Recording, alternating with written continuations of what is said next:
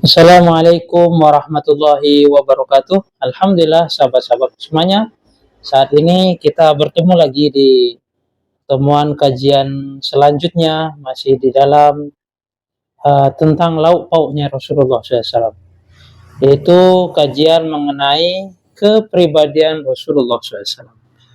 Sebagaimana kita sudah banyak mendengar bahwasanya lauk pauk yang disukai oleh Rasulullah SAW, dan saat ini memasuki hadis yang terakhir, tentunya hadis dari akhir dari bab tentang lauk pauknya Rasulullah SAW. Sebelum kita memulai, seperti biasanya kita memulai dengan Al-Fatihah.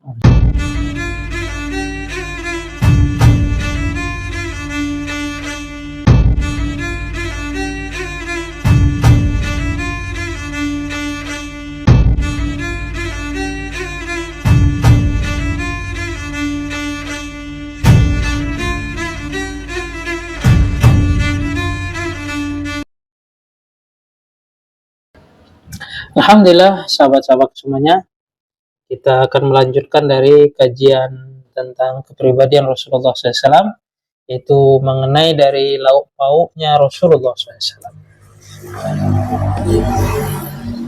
Untuk mempersingkat waktu, maka kita membaca sedikit dari hadisnya, kemudian kita akan mengenal dengan terjemahnya. Jabir radhiyallahu anhu bercerita, kharaja Rasulullah sallallahu alaihi wasallam wa ana ma'ahu fadakhala ala imra'atin minal ansar fazabahat lahu satan fa'akala minha watathu bikina'in min rutabin fa'akala minhu summa tawadda'a lidzuhri wa shalla summa insarafa fa'ataihu bi'ulalatin min ulalati syati fa'akala summa shalla asar walam yatawadda. Rasulullah SAW berangkat dari rumahnya dan aku menyertainya. Jadi seorang rawi tadi telah menceritakan dia berangkat dari rumahnya bersama Rasulullah SAW. Berangkat dari rumahnya Rasulullah dan menyertai Rasul. Kemudian beliau berkunjung ke rumah seseorang wanita Ansor, wanita Ansor. Ansor ini adalah penduduk asli dari orang Madinah sendiri, itu disebut dengan Ansor. Wanita itu menyembelihkan seekor kambing untuk Rasulullah SAW. Dan beliau memakan sebagian darinya. Wanita itu pun menyuguhkan pula sebagian kurma yang baru masak. Beliau pun memakan sebagian. Setelah itu beliau berwudu untuk sholat zuhur. Ketika Rasulullah SAW memakan dari yang disuguhi oleh seorang wanita Ansor tersebut, dan ditambah lagi beliau telah disuguhi dengan kurma yang baru matang, ketika hendak sholat zuhur beliau telah berwudu. Kemudian beliau sholat. Setelah selesai mendirikan sholat, wanita itu pun telah menyuguhi kembali sisa dari daging kambing tersebut. Dan Rasulullah SAW pun telah memakannya. Setelah itu beliau sholat asar dengan tidak berwudu kembali. Sebagaimana ini telah dijelaskan berbagai para alim ulama tentang batalnya wudu, termasuk di dalam mazhab Syafi'i yang tentunya mayoritas di Indonesia ini menyatakan makan ini tidaklah termaksud untuk yang bisa membatalkan wudu. Namun jika kita ingin melaksanakan sholat dengan kehati-hatiannya, alangkah baiknya kita membersihkan dari mulut kita, tentunya ditakutkan ada sisa-sisa dari makanannya. Wallahu a'lam. Tentunya Rasulullah SAW senantiasa di dalam bab-bab hadis lainnya beliau suka dengan bersiwa. Tentunya beliau bersiwa, mau sholat siwa dan seterusnya. Namun saat ini kita karena kurangnya memperhatikan dari sunnahnya Rasulullah yaitu siwa, alangkah baiknya jika kita makan tentunya kita berkumur-kumur terlebih dahulu untuk kehati-hatian supaya tidak ada setinggalnya sisa makanan di gigi atau di mulut kita. Wallahu a'lam. Diriwayatkan oleh Ibnu Abi Umar dari Sufyan dari Abdullah bin Muhammad bin Uqail dari Jabir, dan diriwayatkan pula oleh Sufyan dari Muhammad bin Al-Munqadir yang bersumber dari Jabir radhiyallahu anhu. Ummul Munzir bercerita, dakhala Ali Rasulullah sallallahu alaihi wasallam wa ma'ahu Aliyan wa lana dawalin mu'allaqatun. Qalat faja'ala Rasulullah sallallahu alaihi wasallam ya'kulu wa Ali ma'ahu ya'kul. Wa qala Rasulullah li Ali, man ya Ali? Mahya Aliyun fa innaka nakihu. Qalat fajalasa li Aliyun wa Nabi sallallahu alaihi wasallam ya'kul. Qalat faja'altu lahu silqan wa sa'iran. Wa qala Nabi sallallahu alaihi wasallam li Aliyin min hadha fasib fa inna hadha aw faqulaka. Rasulullah sallallahu alaihi wasallam bersabda kepada Ali karamallahu wajhah, bersama Ali karamallahu wajhah berkunjung kepadaku. Jadi si yang menceritakan hadis ini telah dikunjungi, berkunjung kepadaku. Pada waktu itu kami mempunyai beberapa tandan kurma yang mana hampir matang. Di sini dawal ini hampir matang. Kurma tersebut hampir matang yang telah digantung di rumah. Ummul Munzir meneruskan ceritanya. Rasulullah SAW memakan dari kurma tadi tersebut. Ali karamallahu wajhah juga turut untuk memakannya. Kemudian Rasulullah SAW bersabda kepada Ali karamallahu wajhah, sudah berhentilah wahai Ali, engkau baru sembuh dari sakitmu, belum pulih sepenuhnya. Jadi di saat kejadian ini Ali karamallahu wajhah sedang pulih dari sakitnya. Ummul Munzir meneruskan ceritanya, maka duduklah Ali karamallahu wajhah sedangkan Nabi SAW terus dalam memakannya. Kata Ummul Munzir selanjutnya, maka kubuatkan mereka makanan dari sayur dan gandum. Kemudian beliau bersabda kepada Ali karamallahu wajhah, makanlah ini sebab lebih cocok untukmu. Jadi maka kubuatkan mereka makanan dari sayur dan gandum. Kata Ummul Munzir selanjutnya, maka kubuatkan mereka makanan dari sayur dan gandum.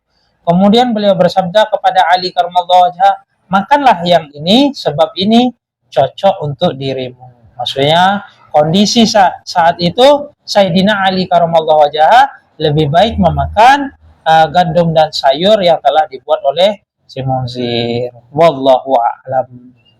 Diriwayatkan oleh Al-Abbas bin Muhammad Ad-Dawri dari Yunus bin Muhammad dari Fulahi bin Sulaiman dari Utsman bin Abdurrahman dari Ya'qub bin Abu Ya'qub yang bersumber dari Ummul Munzir radhiyallahu anha. Aisyah Ummul Mukminin radhiyallahu anha bercerita. Ini ibunda kita bercerita. Karena Nabi sallallahu alaihi wasallam ya'tini fayaqulu a'indaki ghada'un fa'aqulu la wa yaqulu inni sha'im. Qalat fatani yauman faqultu ya Rasulullah innahu uhdiyat lana hadiyatun. Qala wa ma hiya? Qultu haisun. Qala amma inni asbahtu shaiman. Qalat summa akala. Nabi sallallahu alaihi wasallam datang kepadaku seraya bersabda, adakah makanan untuk sarapan untuk pagi ini, untuk saya makan pagi ini? Aku menjawab, tidak ada. Maka ibunda kita menjawab, tidak ada. Rasulullah SAW bersabda, aku saum. Langsung saat itu karena Rasulullah SAW mendengar tidak adanya makanan, maka beliau langsung niat puasa. Aisyah radhiyallahu melanjutkan ceritanya. Di lain hari datang pula Rasulullah SAW kepadaku, aku berkata kepadanya, kita diberi hadiah. Beliau bersabda, apa bentuk hadiah itu? Apa yang bentuk dari hadiah tersebut? Aku Aisyah radhiyallahu menjawab, hais. Hais ini adalah makanan yang dibuat dari kurma dan dicampur dengan minyak samin, kemudian keju ataupun sejenisnya. Ketika itu adalah makanan yang dibuat dari kurma, minyak samin, keju dan tepung tentunya menemaninya, ataupun tepung maksudnya. Aisyah menjawab, hais. Rasulullah SAW bersabda, sebenarnya aku sejak tadi pagi telah saum, telah puasa sunnah di sini. Cerita Aisyah radhiyallahu anha selanjutnya, kemudian beliau memakan makanan itu. Di Rasulullah SAW ketika diberikan suguhan tadi dan beliau dalam keadaan sudah ada niat dalam dirinya untuk puasa, namun ada makanan maka beliau telah memakan. Wallahu a'lam. Tentunya Rasulullah SAW memberikan suri tauladan yang terbaik.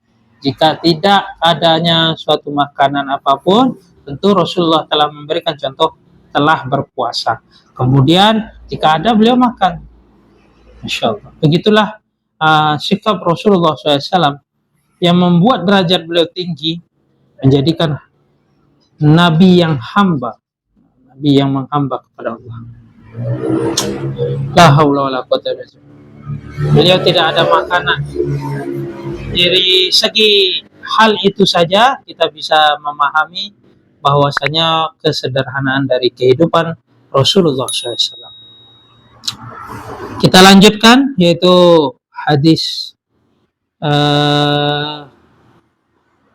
yang berikutnya. Ra'aitu Nabi sallallahu alaihi wasallam Yusuf bin Abdullah bin Salam radhiyallahu anhu berkata, Ra'aitu Nabi sallallahu alaihi wasallam aghada kisratan min hubzi sya'iri wa wada'a 'alaiha tamratan wa qala hadhihi idamun hadhihi wa akala. Aku melihat Rasulullah SAW mengambil bubuk roti yang terbuat dari syair, kemudian diletakkan di atasnya, kemudian atasnya sebuah kurma. Rasulullah SAW mengambil bubuk roti yang terbuat dari syair, kemudian diletakkan di atasnya sebuah kurma. Maksudnya roti diletaklah sebuah kurma. Beliau bersabda, ini adalah lauknya, dan beliau langsung memakannya. Jadi roti tersebut kemudian diletakkan, yaitu kurma, kemudian dimakan, dan beliau mengatakan inilah lauknya. Kurma tadi sudah menjadi lauknya. Diriwayatkan oleh Abdullah bin Abdurrahman dari Umar bin Hafs, dari Gian, dari bapaknya, dari Muhammad bin Abu Yahya Al-Aslami, dari Yazid bin Abu Umayyah Al-A'war, yang bersumber dari Yusuf bin Abdullah bin Salam radhiyallahu anhu. Karena Anas radhiyallahu anhu berkata, kana yu'jibuhu suflu.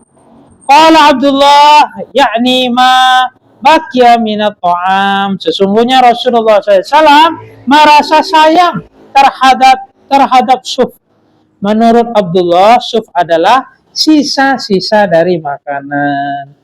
Rasulullah SAW diceritakan dalam kisah-kisah hadis lainnya bahwa beliau tidak menyisakan dari makanan-makanan karena beliau tidak mau adanya mubazir. Diriwayatkan oleh Abdullah bin Abdurrahman dari Sa'ad bin Sulaiman, dari Abad bin Awam, dari Humaid yang bersumber dari Anas radhiyallahu anhu. Alhamdulillah, kajian hari ini tentang lauk pauknya Rasulullah SAW, kita sudah mendengarkan bahwa Rasulullah SAW begitu sederhana dan tidak banyak untuk makan yang menyebabkan beliau kenyang. Beliau sangat kenyang tentunya. Beliau makan, jika ada maka beliau makan, jika tidak ada maka beliau telah melakukan dengan puasa. Begitulah kehidupan Rasulullah SAW. Sehingga kita sebagai umatnya selayaknya di kehidupan zaman saat ini, yang tentunya tidak seberat ataupun sesusah dari zaman-zaman kehidupan Rasulullah SAW.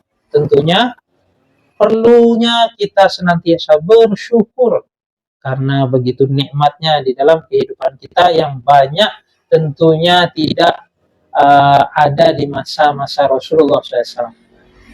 Walaupun demikian, kita terkadang telah banyak tidak memiliki rasa syukur kepada Allah karena kita tidak mengenal dari sisi kepribadian Rasulullah SAW, yang mana banyak orang telah meninggalkan dari kisah-kisah keteladanan Nabi, tidak lagi mendengarnya, sehingga timbullah di dalam hatinya, di dalam kehidupannya tidak ada rasa syukurnya.